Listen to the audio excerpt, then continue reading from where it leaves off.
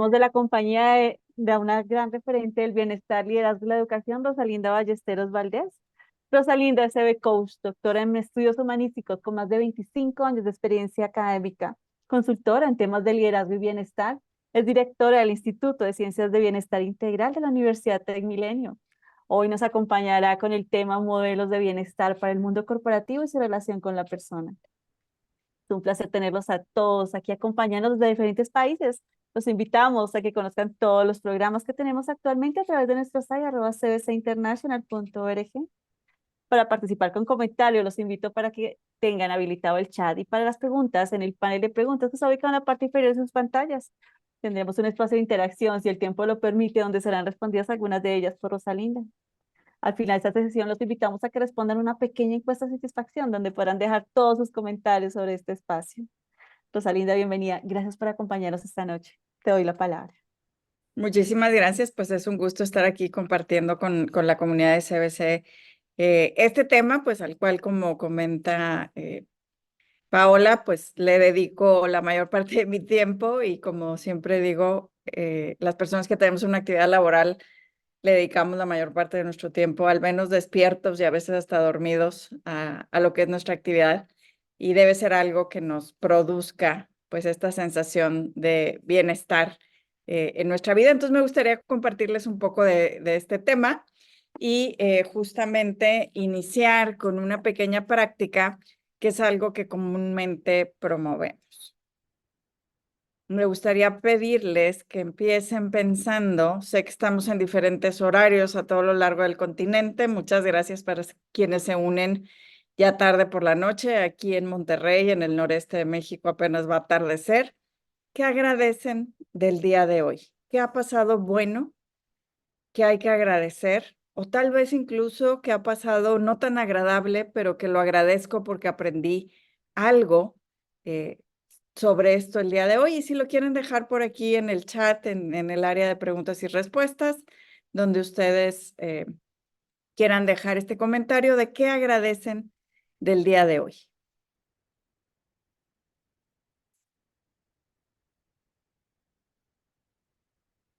Yo, por supuesto, agradezco estar aquí con ustedes esta tarde, noche, y poder compartir un poco de lo que hago en el día a día. Agradezco muchísimo que antes de salir de mi casa, por ahí uno de mis pequeños, tengo 4 hijos, uno de ellos pues hizo algo muy gracioso que me ha tenido sonriendo desde que salí de casa. Muy bien, por aquí están ya. Muchísimas gracias por sus comentarios. Y bueno, algunas de las cosas que yo les voy a comentar parecen de sentido común. Yo siempre digo que mi abuelita decía que había que irnos a dormir agradecidos y que eso tiene bastante evidencia científica el día de hoy, que tiene un beneficio para nosotros y que nos hace sentir bien.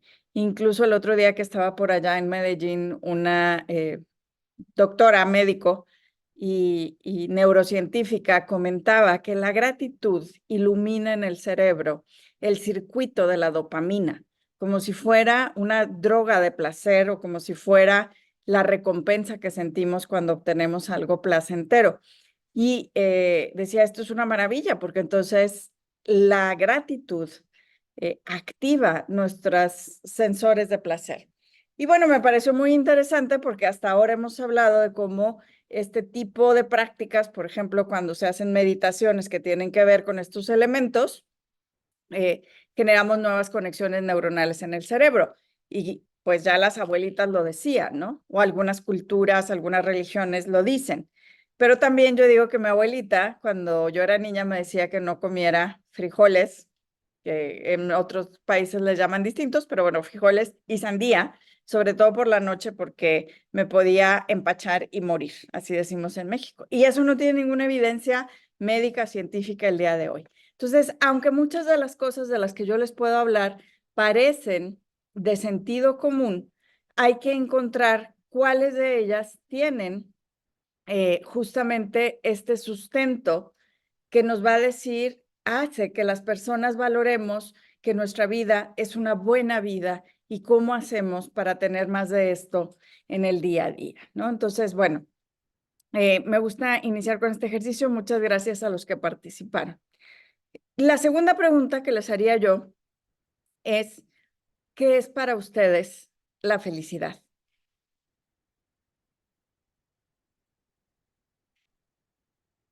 ¿Cómo saben que han conseguido, por ejemplo, ser felices? ¿O cómo saben cuándo se ha ausentado de su vida la felicidad? Y esto ha sido algo que nos preocupa a los seres humanos. Les decía Paola que yo estudié algo que se llama un doctorado en estudios humanísticos y en realidad lo que estudié fue filosofía y ética. Y justamente Aristóteles, que desde el siglo IV antes de Cristo en la filosofía occidental, decía que la felicidad es la única virtud que se persigue por sí misma y la razón de ser de todas las personas en el planeta. Cuando nosotros nos sentimos bien y sentimos que nuestra vida es una vida valiosa, a eso le vamos a llamar felicidad. Y cuando ese estado es sostenido a lo largo del tiempo, le vamos a llamar bienestar. ¿Sí? Las personas no podemos estar, voy a decir, alegres, que a veces confundimos felicidad y alegría. No podemos estar en estados emocionales positivos todo el tiempo, porque la experiencia de vida de todas las personas integra cosas que valoramos como positivas o agradables y cosas que valoramos como desagradables o negativas. ¿Sí? Todas nos hemos enojado por alguna razón, hemos sentido miedo, hemos enfrentado algún riesgo, peligro, alguna situación dolorosa. Entonces, entender que esto es parte de las experiencias de vida es una de las cosas, creo yo, más importantes, entender que es normal y que no podemos sentirnos alegres o incluso con esperanza, espero que sí con gratitud, pero que muchas veces estas emociones pues se nos escapan. Entonces, darles un poquito del contexto, el marco teórico. La psicología, no solo la filosofía, ha estudiado esto ya por más de 30 años y Martin Seligman, uno de los psicólogos, que es donde viene la parte de los modelos, va a hablar de algunos elementos que cuando los tenemos en nuestra vida nos sentimos felices. Primero que nada, el tener sensaciones, emociones, vivencias agradables en el día a día. Y es lo que llamamos una vida placentera. ¿Sí? Una vida que en la suma del día te ayude a decir que tuviste un buen día. Y esto tiene una característica de evaluación. ¿Sí? ¿Qué quiere decir? Por ejemplo, aquí en México y probablemente en algunos de sus países hay cuestionarios equivalentes. Nuestro Instituto de Estadística de Información mide algo que se llama bienestar autorreportado, porque somos parte de los países miembros de la OECD y por lo tanto somos parte de algo que se llama el Índice para una Vida Mejor. Aquí les voy a hablar de psicología, pero esto se mide también desde la economía, se llama bienestar subjetivo, porque se ha encontrado una relación directa entre la productividad de un país y el estado anímico de las personas. Incluso probablemente ustedes lo han visto alguna vez, hay un ranking por ahí de países del más feliz al más infeliz del mundo. Sale el 20 de marzo, que es el Día Mundial de la Felicidad, y entonces hay estadísticas después que se asocian con productividad, con calidad de vida, con longevidad, con salud física y mental en esas sociedades. Entonces, el primer elemento es una vida placentera. Incluso en el reporte mundial de felicidad le llaman hedonia, ¿sí? Como en la filosofía griega, los hedónicos. Y el segundo elemento es una vida involucrada, cuando yo estoy usando mis habilidades y mis cualidades positivas, mis virtudes en lo que hago en el día a día, entonces me siento útil, me siento que estoy participando. Y el tercer elemento que estudia originalmente Martin Seligman es una vida con propósito o con trascendencia. Cuando yo puedo observar mi vida y decir, esta vida es una vida que trasciende. Déjenme darles un ejemplo muy personal, ¿verdad? Que no tiene que ver todavía con el bienestar en las organizaciones. de cómo se miden o cómo se evalúan estas características en la vida de las personas. Para las personas que tenemos hijos, como ya les dije, yo soy mamá, el tener hijos es una de las cosas que nos da más propósito, más sentido de trascendencia. ¿Por qué? Porque el cuidar de otros y ver a esos otros volverse personas autónomas, independientes, de bien, o como lo querramos poner en nuestra mente, nos hace sentir que nuestra vida va más allá de nosotros, de lo individual, ¿no? Del breve momento en el que estamos aquí en el planeta. Cuidar a nuestros hijos en el día a día, sobre todo cuando son pequeños, es una de las actividades que genera más estresores en el día a día. Es decir, es un momento displacentero, ¿sí? Entonces, son momentos diferenciados. ¿Cuál es la propuesta? La propuesta es que todos los componentes son una parte importante del bienestar. Obviamente hay momentos en la vida donde yo estoy dispuesto o dispuesta a tener menos emociones placenteras o menos sensaciones placenteras por una meta de largo plazo. Pero también hay bastante evidencia que nos dice que las personas somos más exitosas en lograr nuestras metas si la meta es valiosa y el camino a la meta tiene elementos placenteros. Entonces, ¿qué quiere decir? Si yo quiero correr un maratón y esa es mi meta, por salud, por dedicárselo a alguien, por lo que ustedes quieran, ¿sí? Obviamente ahí tiene que haber un esfuerzo y un reto que va a hacer que haya dolor físico, que haya días que no me siento motivado, motivada, pero yo inyecto los momentos placenteros a partir de mi evaluación de lo que estoy haciendo, ¿sí? Entonces, más o menos por ahí va la fórmula, por así decirlo, de cómo propone la psicología manejar esto. Y 12 años del Reporte Mundial de Felicidad han encontrado bastante evidencia de lo siguiente. Suma más para la vida de las personas y la productividad de las sociedades aumentar lo positivo en la vida de las personas que disminuir lo negativo, como serían los estresores. Y esto se los digo desde un país que hace un par de meses acaba de clasificar el estrés laboral como una enfermedad que genera incapacidad laboral y que entonces esto va a tener un costo para las empresas. Martin Seligman después genera un modelo todavía más elaborado donde integra otros dos elementos. Entonces, positividad, sobre todo enfocado a crear más emociones positivas, más placer, más gozo por la vida, ¿sí?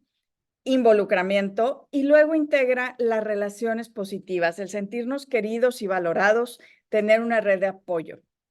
Probablemente han escuchado este estudio de Harvard que corre por 85 años y que Robert Waldinger, que es su cuidador actual, yo conocí y me dio clases el cuidador anterior del estudio, George Valiant, y ellos hacen una afirmación, y es que cuando tenemos relaciones positivas y significativas en nuestra vida, es el mayor predictor de longevidad. Estadísticamente, las personas que tienen este tipo de relaciones en su vida, ¿sí?, viven 7 años más con mejor salud física y mental y sobre todo mayor capacidad cognitiva en la tercera edad. Yo trabajo en una universidad. Cuando le digo esto a los estudiantes universitarios no les preocupa mucho, pero creo que cuando empezamos a hablar en los ambientes organizacionales, este dato es importante e interesante. El significado de la vida o el propósito de vida, que fue lo que vimos. Y la última parte, que es una parte muy valiosa y una de las partes con las que más trabajo yo, es la parte del sentido del logro. La A es porque el acrónimo está en inglés, el acrónimo PERMA, que ustedes lo van a ver, por ejemplo, en muchas de las cosas que hacemos en el instituto y en muchos de los temas que tienen que ver con esta disciplina que se llama psicología positiva, ¿sí? Que tiene que ver con metas, con sentirnos autosuficientes, con sentir que tenemos una vida llena de logros, ¿sí? Y esto construye un logro sobre otro. Y para nosotros, por ejemplo, en la práctica del coaching, el que un coachee vaya logrando sus objetivos, por ejemplo, creo que es algo muy importante. Pero hay toda una psicología del logro sobre la cual se trabaja. Entonces, por ejemplo, este es un modelo. Esto se mide Hay, por ejemplo, un instrumento que se llama el perfil de PERMA. Nosotros lo utilizamos aquí en la universidad, pues es un cuestionario que se puede responder. Pero también es importante entender cuáles son esos elementos para poderlos mejorar, ¿no? Entonces, un ejercicio muy sencillo es cómo te sientes respecto a tu nivel de emociones en el día a día, qué tanto utilizas tus habilidades, tus fortalezas, tus virtudes, qué relaciones tienes con los demás, cómo las puedes mejorar, dónde, en qué tipo de actividades sientes que tu vida trasciende y cómo celebras tus logros, ¿no? Otro modelo, por ejemplo, nada más para mostrarles, este modelo lo desarrolla Tal Ben-Shahar, que él es uno de los gurús en estos temas, en 2008 o 2009 por ahí. Él abre una clase en Harvard, él era profesor de Harvard, sobre felicidad, y se llama así Happiness 101, o sea, felicidad básica. Y se inscribe la mitad de la universidad, igual que en 2018 la maestra Lori Santos en Stanford. No, no es cierto, no fue en Stanford. Abre la materia de felicidad y buena vida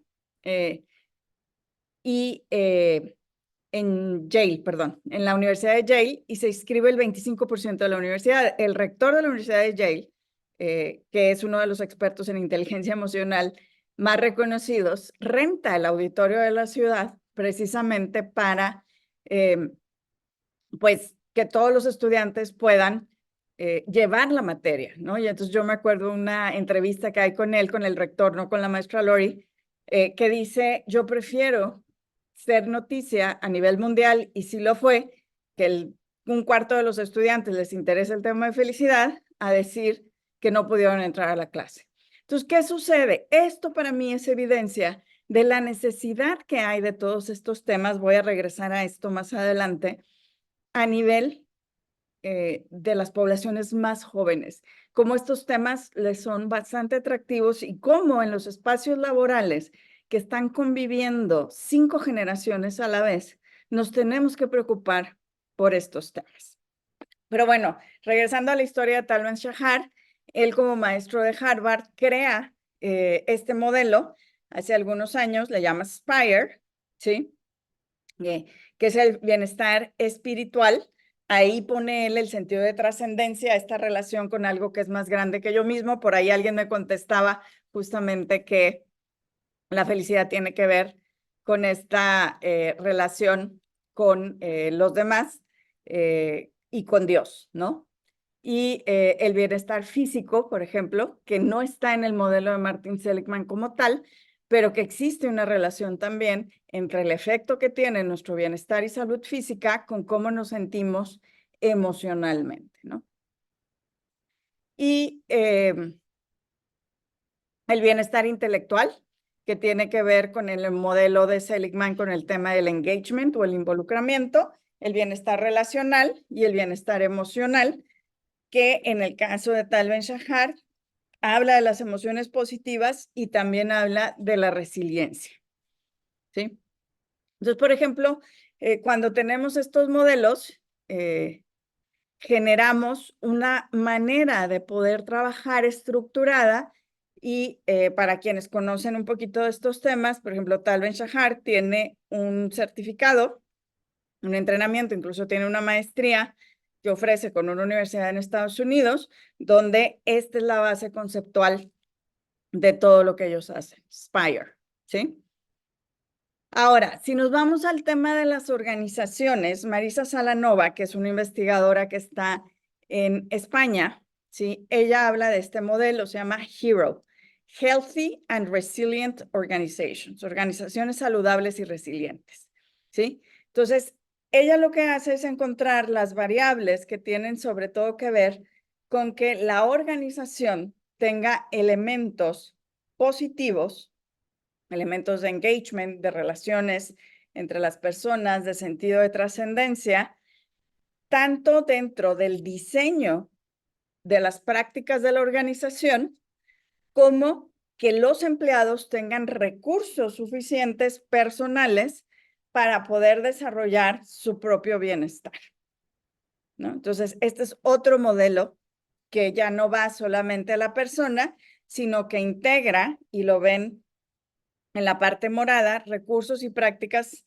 de las organizaciones. Entonces, ¿qué viene aquí? Por ejemplo, el ambiente inmediato del trabajador, la conexión del trabajador con su trabajo o con su tarea, ¿no? En muchos de nuestros países hay normas que tienen nuestros gobiernos o leyes que hablan de los riesgos psicosociales en el trabajo. A mí estas normas las tenemos que seguir y son una buena guía. Me parece que se limitan a temas de prevención, pero que no potencian, por ejemplo, todo el capital psicológico y el capital social que tenemos las personas para nuestro propio bienestar. ¿Por qué lo digo? Porque una de las cosas que normalmente está en este tipo de regulaciones y leyes es que la definición de los puestos de trabajo y la claridad sobre los roles es algo que le va a dar a las personas una sensación de seguridad en su trabajo y los va a hacer sentir bien. Sin embargo, cada vez vivimos en un ambiente más cambiante y más incierto. Entonces, esto pues genera un reto para muchas organizaciones o genera un reto, por ejemplo, para las empresas que están naciendo, para los emprendedores, porque la definición de tareas pues es muy amplia. O nos generó un reto al inicio de la pandemia, porque todos tuvimos que aprender a hacer las cosas de manera distinta y tal vez hacer cosas nuevas, ¿no? Algo que es muy importante, por ejemplo, dentro de este modelo es la autonomía. ¿Sí? O sea, el que la persona sienta que puede decidir sobre las cosas que hace. Y de aquí se desarrollan algunos ejercicios para entender, por ejemplo, la autonomía en el trabajo. No quiere decir que yo haga lo que quiera, quiere decir que yo tengo capacidad de decisión sobre algunas de las cosas o tareas, en qué momento las hago, cómo distribuyo los recursos que tengo, ¿sí? Y esto eleva también la sensación de bienestar. La retroalimentación o el reconocimiento, y esta es una de las variables, por ejemplo, la empresa Gallup, que mide bienestar en las organizaciones y que tiene una encuesta que hace esto de manera ciertamente efectiva. Mucho de lo que está detrás de Gallup, por ejemplo, de la encuesta de compromiso o engagement de Gallup, tiene que ver con todo esto que les estoy mencionando yo aquí. Encuentra que uno de los factores más importantes para que las personas se sientan bien en su trabajo y sean más productivas es el factor de la retroalimentación y saber hacia dónde van en su trabajo, ¿sí? Y bueno, también, por ejemplo, la conexión con los demás en el trabajo es algo muy importante y las relaciones sociales y el liderazgo transformacional o positivo. La Universidad de Michigan, no puse aquí ese modelo, pero por ejemplo, en la Universidad de Michigan en Estados Unidos, la Escuela de Negocios, tiene varios profesores y profesoras que trabajan con un modelo de liderazgo positivo que se basa justamente en cómo el líder o la líder, ¿sí?, va a generar este ambiente de trabajo, y por ahí supongo que recorren el mundo las notas de las personas renuncian a los jefes y no a los trabajos, porque es la variable que, de acuerdo, por ejemplo, a Gallup y a las propias investigaciones que hemos hecho en el instituto, tiene más injerencia en que las personas se sientan bien en su trabajo, ¿sí?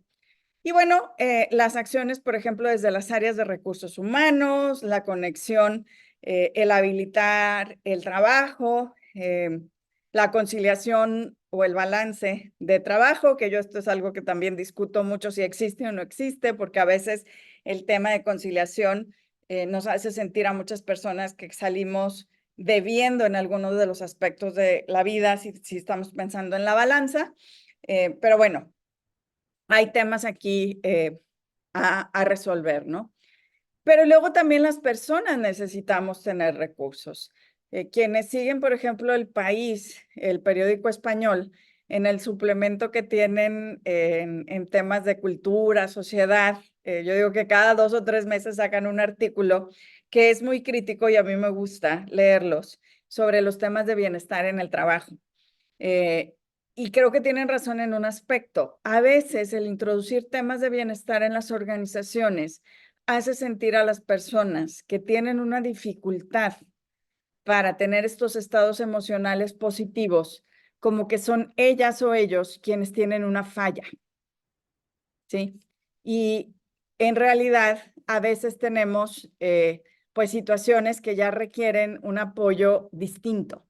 ¿no? Entonces, estas habilidades o competencias emocionales y de bienestar que podemos darle al grueso de las personas no van a evitar, y sobre todo cuando la persona ya tiene marcadores previos, que algunas personas requieran un apoyo correctivo o incluso para corregir situaciones que ya son clínicas, ¿sí?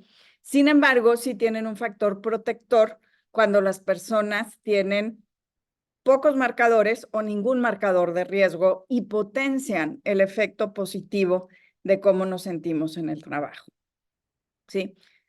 Algunos de estos conceptos, por ejemplo, también los vemos en los materiales que están en CBC, ¿no? Como el concepto de capital psicológico, el manejo de las emociones, el manejo de la confianza en la organización, ¿sí?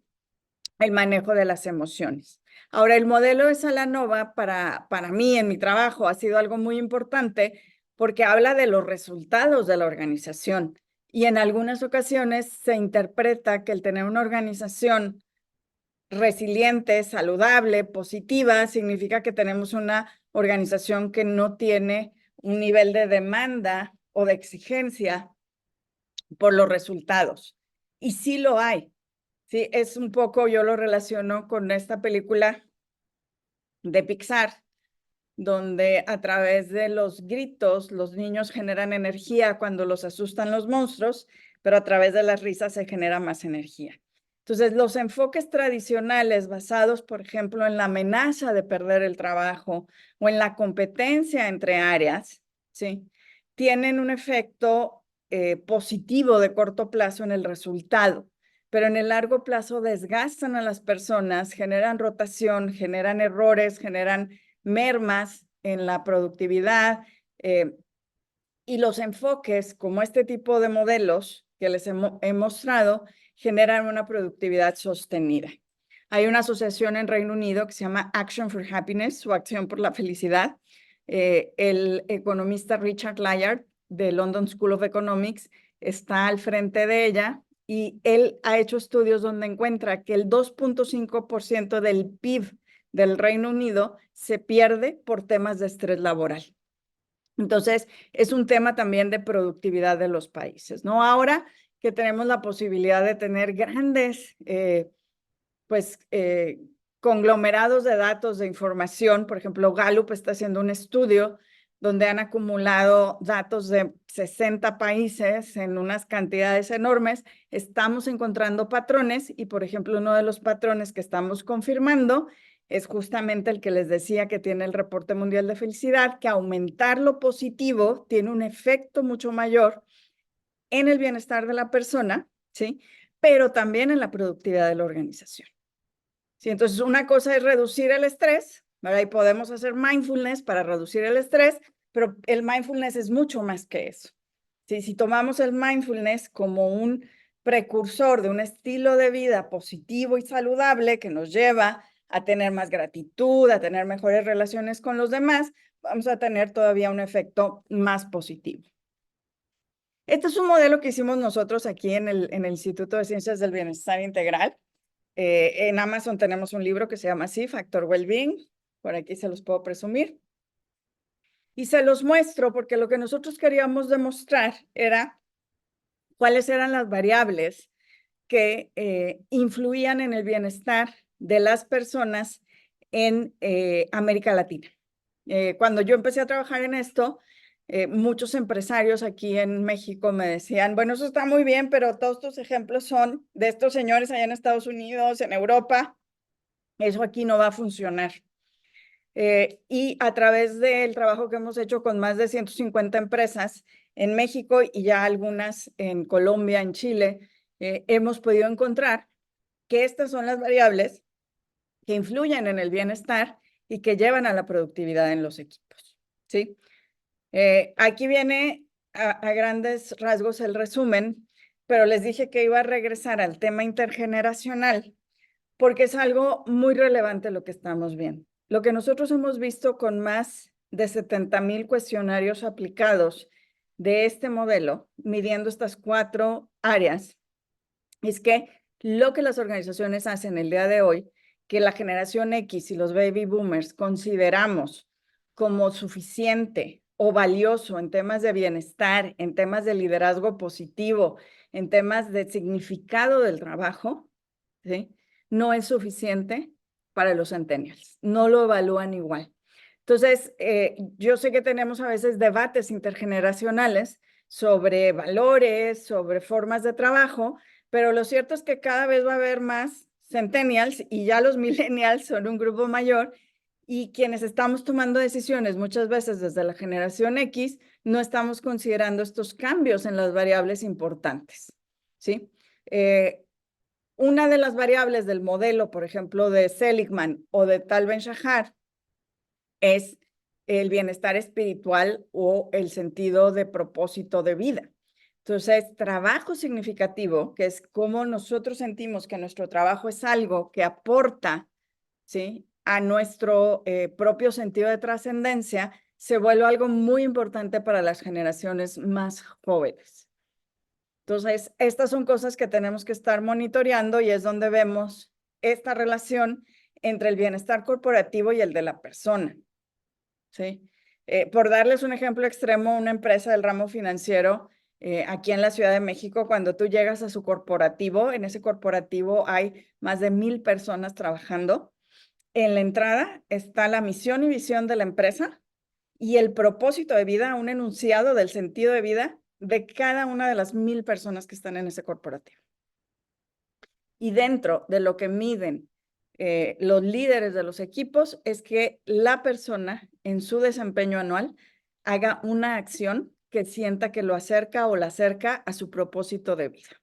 Entonces, la alineación, ¿sí?, del sentido de trascendencia de la persona y el trabajo es muy importante, ¿no? Entonces, al iniciar la charla, yo les decía que quienes tenemos una actividad laboral remunerada dedicamos la mayor parte de nuestro tiempo a esta actividad, ¿sí? Y el trabajo debe ser algo que aporte a nuestro sentido de positividad, de engagement, de relaciones positivas, ¿sí?, de trascendencia, de logro, porque la vida es muy corta, siempre digo yo, para ser feliz solamente en fin de semana o en día de descanso, ¿sí? Entonces, esta es una de las variables más importantes que introdujimos nosotros en el modelo. Y bueno, algo que me gustaría compartirles es que justamente hay algunas ideas o algunos mitos que tenemos acerca de el bienestar o de la felicidad y muchas veces tenemos las ideas que son concepciones erróneas o incluso voy a decir que están al revés, ¿no? Muchas personas pensamos o crecimos con una ética de trabajo donde posponemos, ¿sí?, lo placentero o posponemos la trascendencia cuando logremos nuestras metas, ¿no? O sea, pensamos que el éxito en las metas de vida que tenemos o en las metas de negocio nos van a llevar al bienestar o a la felicidad. Cuando en realidad lo que ha encontrado los estudios, por ejemplo, Sonia Lubomirsky en la Universidad de California, es que la dinámica es al revés. Cuando nosotros tenemos una vida placentera, involucrada, satisfactoria, con buenas relaciones con los demás, tenemos más éxito en lo que nos proponemos. El estudio de la Universidad de Harvard, que sigue a estos ex soldados por tantos años, y después las réplicas o estudios espejo que se han hecho con otras poblaciones, encuentran algo similar, ¿sí? Las personas que evalúan su vida positivamente logran más lo que se propone, ¿no? Entonces, esta idea de que tenemos que sufrir o sacrificar el día a día para que después podamos ser felices, en realidad es una idea que no necesariamente nos está ayudando a llegar a esos altos niveles de bienestar y de productividad personal y en las organizaciones. Ahora, esto lo digo con cautela porque esto no quiere decir que solamente hagamos cosas placenteras, ¿sí? Sino que tenemos que entender cómo generar ese balance, ¿sí?, entre tener cosas placenteras en el día a día. Y les voy a dar algunos ejemplos ahora. Y tiene como que ver, como les decía en un inicio, con cosas que tienen una acción de nuestra parte, ¿no? Yo empecé la sesión pidiéndoles que agradecieran algo bueno del día y a lo mejor hay personas que ya tienen esa práctica y hay personas que no la tienen. El día es el mismo, ¿sí? El día tuvo tal vez un atasco en el tráfico, el día tuvo una situación retadora en el trabajo, una situación retadora en casa, pero cómo evalúo y agradezco yo mi día es lo que cambia, ¿sí? Entonces, la oportunidad de crear esos espacios para disfrutar la vida, para disfrutar el trabajo, para disfrutar las relaciones con los demás, es lo que tenemos que introducir de manera intencional. Esta gráfica yo la tomé, creo que no trae aquí la referencia, de otra de las personas que están en el área de inteligencia emocional en la Universidad de Yale, Emma Seppala. Y Emma Seppala hace esta división de las emociones, ¿sí? Como la ven aquí en estos cuadrantes. Dice, hay emociones de alta intensidad, tanto positivas o agradables como negativas o desagradables, y de baja intensidad. Y el día de hoy los seres humanos estamos acostumbradas a estar siempre en la alta intensidad. Queremos estar siempre alegres, divertidos, ¿sí? Sentirnos amados todo el tiempo, no queremos tener dificultades, o estamos del lado de la ira, el enojo, ¿sí? Pero no sabemos estar en las emociones de baja intensidad. Y el cerebro humano y nuestra biología necesita balancear entre la alta y la baja intensidad. Emociones como la serenidad, la gratitud, el interés, la inspiración y la sensación de esperanza, por ejemplo, que desde la perspectiva psicológica, la esperanza es la sensación o la emoción de estar en control del futuro. Y no porque yo pueda todo y no me vaya a pasar nada retador, sino porque yo sé, por ejemplo, cuáles son mis recursos para poder enfrentar una situación retadora en el futuro. Y sé que he tenido experiencias previas que me van a ayudar a enfrentar estas situaciones, ¿sí? O, por ejemplo, no entendemos el valor de la tristeza, ¿no? La tristeza ocurre cuando algo que sucede en nuestro ambiente no es lo que estamos esperando y entonces tenemos que hacer este duelo para darle tiempo al cerebro de acostumbrarse a esta nueva situación. Y la forma adecuada, ¿sí?, de experimentar la tristeza, ¿sí?, es que cada vez que tenemos estos pensamientos, ¿sí?, son más cortos, son menos intensos y entonces vamos incorporando esta situación a nuestra vida. Por ejemplo, una dificultad económica que va a cambiar nuestras condiciones. Por ejemplo, una enfermedad, la pérdida de un ser querido, ¿sí? Sin embargo, pensamos que estas emociones no deben estar en nuestra vida, ¿sí? Le decimos a los niños cuando son pequeños, no te enojes, no sientas envidia, no sientas miedo de la oscuridad, ¿sí? Pero por ciertas razones nosotros tenemos estas reacciones emocionales y lo que hay que entender es cuál es la mejor forma de procesarlas, no de negarlas o suprimirlas. Entonces, Tal Ben-Shahar incluso tiene un capítulo sobre esto en uno de sus libros que se llama The Pursuit of Perfect, que se llama Darnos permiso para ser humanos, ¿sí? Y por acá les puse también una cita de Bárbara Fredrickson, que es otra psicóloga, que ella no se define a sí misma como parte de la psicología positiva, sino como psicóloga de las emociones, donde habla de nuevo, el potencial y valor que tienen las emociones positivas, estas que están en verde y en azul, para nosotros, porque generan nuevas conexiones neuronales en la corteza prefrontal, ¿sí? Independientemente de nuestra edad o de nuestra condición, podemos siempre ampliar nuestra capacidad cognitiva a través de las emociones positivas. Y les voy a decir algo muy simple. Como les dije, el día es el día, pero cómo evalúo yo mi día es lo que hace que cambie cómo me siento, ¿no? Entonces, algunas que están aquí en la sesión los conozco y a veces por ahí nos encontramos en las redes sociales. Entonces, ¿yo qué hago? Para mí una de las emociones que más me gusta cultivar, no voy a ahondar aquí porque es la emoción del asombro. O sea, el ver la maravilla de la naturaleza, de la vida, de la ciencia, ¿sí? y maravillarme. Entonces, una de las cosas que yo hago por donde yo voy, ¿sí? Es buscar la naturaleza, particularmente busco flores, ¿sí? Y les tomo fotos y las subo a mis redes sociales, que no están hechas para tener seguidores, sino es un portafolio de la emoción positiva de la sombra. Entonces, uno de los ejercicios que recomienda Fredrickson es justamente el hacer un portafolio de emociones positivas. Cualquiera de las 10 o una de ellas. La mía es el asombro y este es mi Instagram, ¿sí? Entonces, si ustedes ven a donde yo voy, encuentro siempre una florecita por allá que tomar. Les acabo de contar que estuve por allá en Colombia y entonces cuando llegué, las personas que me invitaron me dieron este ramo de flores porque saben que me gustan las flores. Entonces, ¿qué sucede con esta práctica mía? ¿Sí? Pues ya la gente sabe que esto es algo que yo hago y entonces me comparten flores. Justo mi hermana que anda fuera de Monterrey me mandó hoy y me dijo, mira, me encontré estas flores y te las mando, ¿sí? Una foto. Entonces, ¿qué sucede? Ya se vuelve un hábito en mi vida que me ayuda a que independientemente de lo que esté pasando, ¿sí? Siempre haya la posibilidad de tener un momentito de asombro y de que mi corteza prefrontal se ilumine, ¿sí? Y me haga sentir un momento placentero.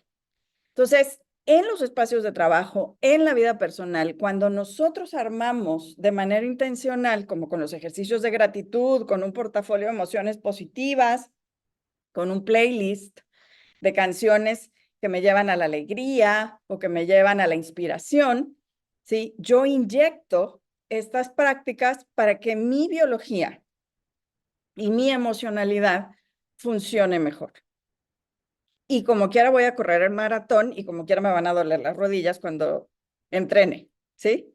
O sea, no quiere decir que dejemos de hacer cosas que requieren esa voluntad y esa forma de trabajo, porque eso va, por ejemplo, a nuestro componente del sentido del logro, ¿sí? Esta es, por ejemplo, la definición de Fredrickson de las emociones. Yo sé que esto se queda grabado, sé que ustedes le pueden tomar foto de pantalla, sé que también le puedo compartir esta gráfica a Paola para que la comparta con ustedes y lo pueden encontrar en internet también. Entonces, estas definiciones, por ejemplo, nos ayudan a entender mejor las emociones. Nosotros, y con esto voy prácticamente a cerrar, trabajamos, por ejemplo, con espacios culturales, con museos, con galerías, y llevamos una tarjetita como esta con las emociones y le preguntamos a los visitantes qué experimentan al ver una obra de arte, al entrar a un museo de historia, ¿sí? Tenemos, por ejemplo, una intervención que a mí me gustó mucho en un museo de historia que le pide al visitante que seleccione un artefacto u objeto y piense qué emoción sintió la persona que originalmente usó ese artefacto u objeto y qué emoción siente al observarlo desde el presente, ¿sí? Y eso amplía nuestra capacidad de generar más emociones placenteras en el día a día y también de ampliar nuestro lenguaje emocional, porque me regreso a la tesis con la que inicié, aumentar lo positivo tiene un efecto mayor que reducir lo negativo, que como quiera es parte de nuestra vida, ¿no? Entonces, no todos los días son buenos, pero siempre hay algo bueno en un día. Entonces, generar más cosas placenteras en el día nos ayuda a poder regular, se llama balance emocional, ¿sí? Y a evaluar que tenemos buenos días y la suma de nuestros buenos días nos llevan a tener, junto con los otros elementos de los modelos, una buena vida, ¿sí? Entonces, realmente nos pueden suceder muchas cosas en la vida, ¿sí? Y yo siempre digo que hay gente que ya tiene el problema listo para cada situación y hay gente que tiene verdaderamente situaciones muy complejas en su vida y que las afronta o las enfrenta con muchos más recursos, ¿sí? Y de eso se trata, en buena medida, generar este tipo de enfoques. Bueno, como les decía, el modelo de Spire, por ejemplo, habla en el bienestar emocional también de nuestra capacidad de la resiliencia y por ahí también nos va a hablar de cómo nuestros propios pensamientos o experiencias son lo que hacen que sintamos o percibamos un evento de una manera u otra. ¿Sí? Entonces, una de las fórmulas para mejorar nuestra capacidad de recuperarnos ante una adversidad es entender qué es lo que yo estoy pensando o evaluando sobre esa situación. Hay un cuento de Juan Rulfo, un autor mexicano, que a mí me encanta, y no me acuerdo ahorita cómo se llama, pero es sobre un campesino que está en una situación muy pobre y entonces hay una tormenta y observa una vaca muerta pasar por el río que está crecido. Y de ahí en su mente se detona toda una tragedia, ¿sí? Porque él se imagina que esa es la vaca de su familia y entonces la única fuente que tenían de ingreso ya no va a estar ahí. Y a lo que voy es muchas veces las situaciones sí son difíciles, complejas y no quisiéramos tenerlas en nuestra vida, pero cómo los afrontamos tiene mucho que ver con cómo pensamos sobre ella y qué acciones y emociones tomamos. Algo, por ejemplo, que la Universidad de Pensilvania hace, y es el modelo de resiliencia, igual ahorita citaban el curso de Lori Santos, también, por ejemplo, en estos espacios de cursos pueden encontrar varios cursos de la Universidad de Pensilvania y ahí viene el modelo de resiliencia de la Universidad de Pensilvania, que más o menos es este, y también en un libro de Karen Ravitch que se llama The Resilience Factor o el factor de resiliencia. Y aquí, de nuevo, la idea es generar recursos para poder incorporar estas situaciones complejas de la vida. Y no estamos hablando, por ejemplo, de grandes estresores, sino que tal vez incluso podemos con las pequeñas cosas del día a día entrenarnos para que cuando vienen esas grandes cosas difíciles de la vida, tengamos estos recursos ya desarrollados de observar nuestros propios pensamientos y cómo nos ayudan o no nos ayudan a lidiar con la realidad. Y bueno, esta sí ya es la última. Lo último que les diría es que la construcción de las relaciones y la construcción de las emociones en las relaciones es algo muy importante. Este estudio de Harvard, una de las cosas que George Valiant decía siempre era que no hay matrimonios felices, ¿sí? Los Gottman tienen en Seattle, son pareja, ellos están casados, y tienen algo que le llaman el laboratorio del amor, y ellos se han hecho famosos porque observar una conversación de 5 o 7 minutos de una pareja predicen con un 97% de exactitud si esa pareja se va a separar o va a permanecer junta en el tiempo. Ellos tienen este modelo que funciona para todas las relaciones interpersonales y que incluso se aplica en las relaciones de trabajo. Y muchas veces dice, por ejemplo, en las organizaciones queremos irnos al punto 7, que es crear rituales compartidos, la misión, la visión, la cultura. Pero primero tenemos que conectar con el mundo interior de las personas, conocer cuáles son sus preocupaciones, crear admiración y respeto por las cosas buenas. Ellos le llaman en su modelo pequeñas cosas buenas con frecuencia. Tienen mucho más peso en la construcción de una relación que, por ejemplo, nuestra creencia también que en las situaciones negativas o malas de la vida, quien nos apoya es la persona que está más cercana a nosotros, sino en el día a día, cuáles son esas pequeñas cosas que tú puedes hacer, ¿sí? Girar hacia la persona, por ejemplo, le llaman, todas las personas todo el tiempo nos estamos comunicando. Yo ahora no puedo verlos o verlas, entonces es un poco difícil estar aquí sin verlos o verlas, pero por ejemplo, cuando ustedes, si me están escuchando, sí, así se llama el cuento, gracias, es que somos muy pobres. Cuando tú giras hacia la otra persona, quiere decir que te das cuenta. Si, por ejemplo, ahora que abrí el chat y veo esto, pues me doy cuenta que alguien respondió a mi pregunta, como hace rato alguien respondió cuál era el nombre del curso de Lori Santos. Y entonces esa conexión que se hace, entre más respondemos nosotros a la otra persona, más afianzamos una relación. Hay veces, por ejemplo, con los equipos de trabajo, y esto a mí me pasa con frecuencia, alguien nos propone una forma de hacer las cosas. Y entonces en nuestra mente, porque para muchas personas así funciona nuestro cerebro, inmediatamente encontramos todos los errores o detectamos los riesgos de lo que la otra persona nos está proponiendo, ¿no? O si estamos en una reunión de trabajo, a lo mejor el de finanzas va a decir, no, es que no tomaste en cuenta tal o cual variable, o el de ventas, o el de mercadotecnia. Sí, pero en la medida que nosotros en el punto 4 podamos aceptar lo que la otra persona quiere y necesita en ese momento, y yo siempre le digo a los líderes de los equipos de trabajo, no quiere decir que aceptes todo, quiere decir que elijas en qué momentos puedes aceptar la influencia o la propuesta de lo que alguien te está haciendo. Sea un dependiente en el trabajo, ¿sí? Un subordinado, sea un compañero o par, incluso a veces hasta tu jefe, pero también en la vida personal, sean tus hijos, sean tus amigos, sea tu pareja, ¿no? Algo de lo que hablan los Gottman, por ejemplo, a diferencia de otros modelos de terapia de pareja, que no es mi expertise, pero así lo citan ellos, es que en la mayoría de las terapias de pareja se busca el punto medio. Y a lo mejor aquí hay alguien que sabe más de eso.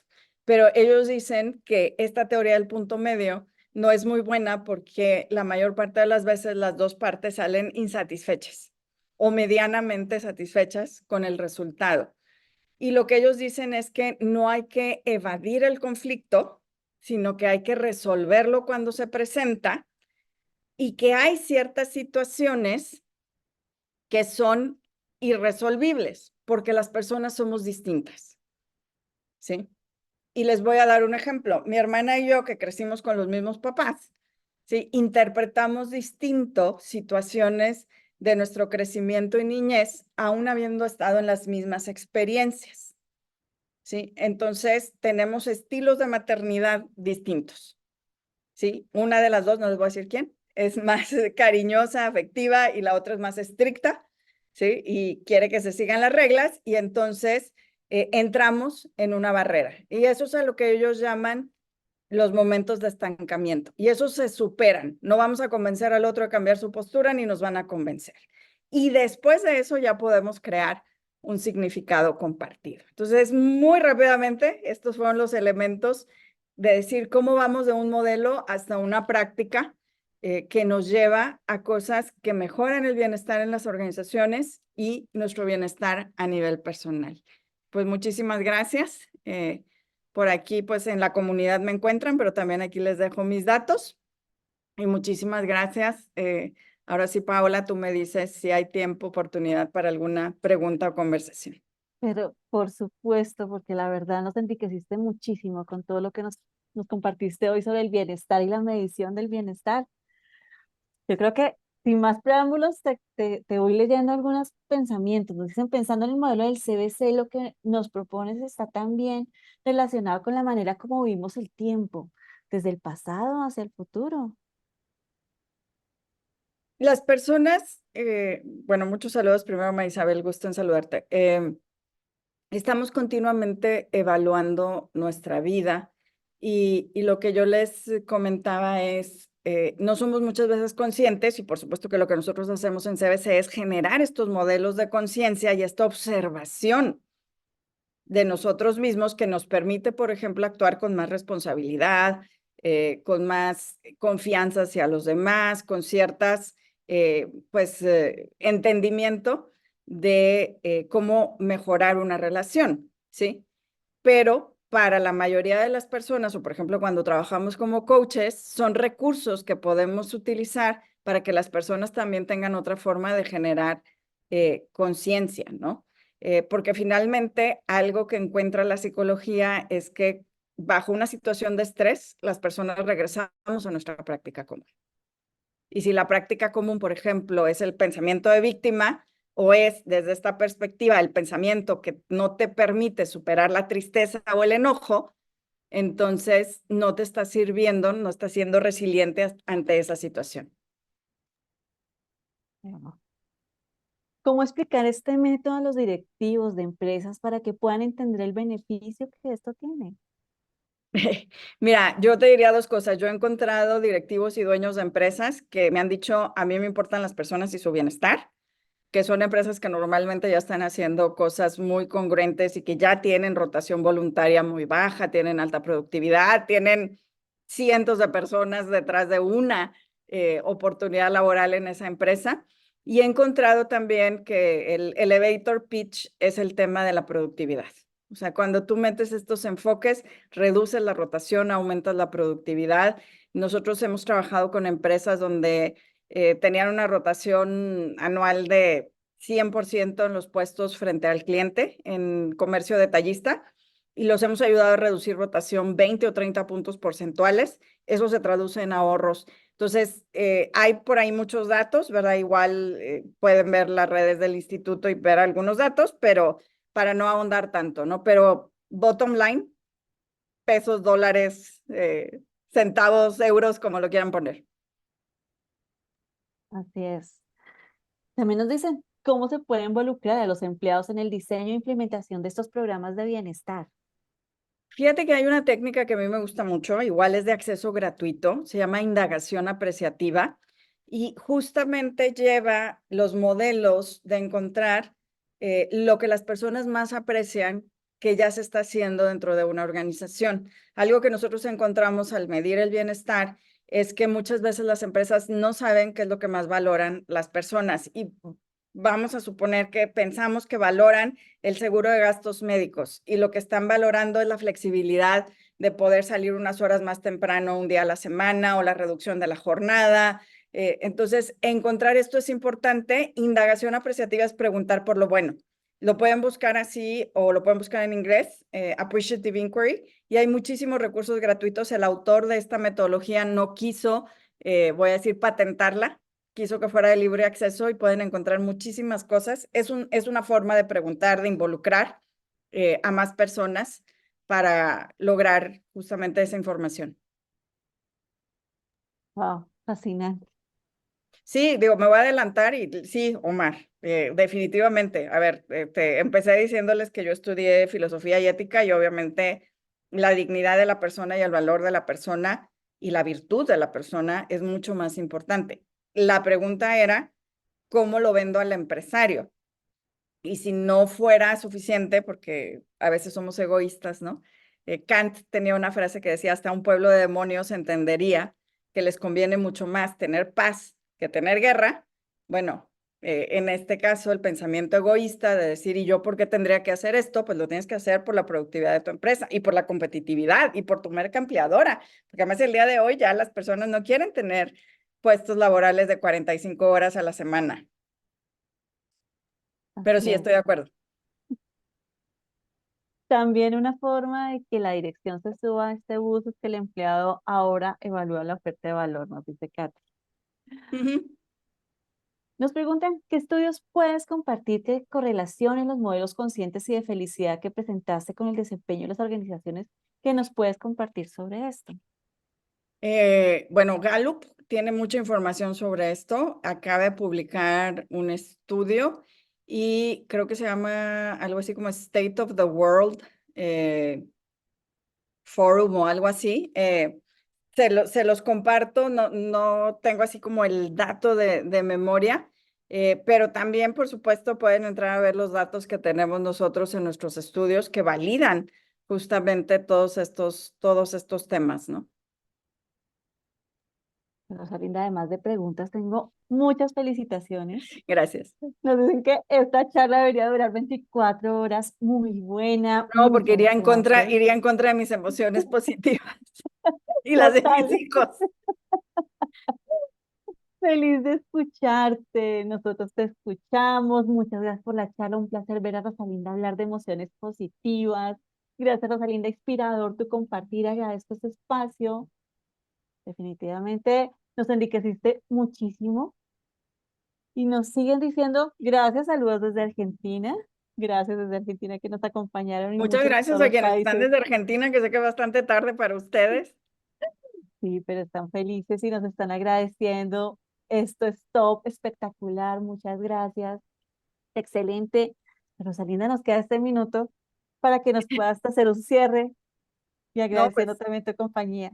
de verdad espero que sea un día para agradecer, que sigan experimentando antes de dormirse emociones positivas y se vayan pensando qué pueden hacer por su bienestar y por el bienestar de las demás personas que les rodean. Y bueno, estamos aquí en contacto a través de todos los medios de CBC y por ahí también me pueden buscar en redes sociales. Sí, me están pidiendo si nos puedes volver a compartir toda tu información para poderte contactar. Claro que sí, aquí está. Muchas gracias, Rosalinda. Bastante interesante esta charla y qué mejor que tener una gran gran persona que nos está dando esta información, nos está brindando todos tus conocimientos sobre el bienestar y toda tu grandiosa experiencia de más de 25 años que llevas. Y gracias a todos por acompañarnos esta noche. Sabemos que es tarde para muchos de ustedes, pero definitivamente vale la pena, Rosalinda. No Muchas quedo gracias. más. Buenas Gra- noches. Gracias a ti. Una muy feliz noche a ti y a todos. Y recuerden, nuestro site@cbcinternacional.org, todos los programas que tenemos. Y les compartí en nuestro chat, nuestra página de YouTube, donde podrán revivir esta gran conversación con Rosalinda y este gran espacio que nos brindó sobre bienestar. Feliz noche, Rosalinda, y feliz noche a todos.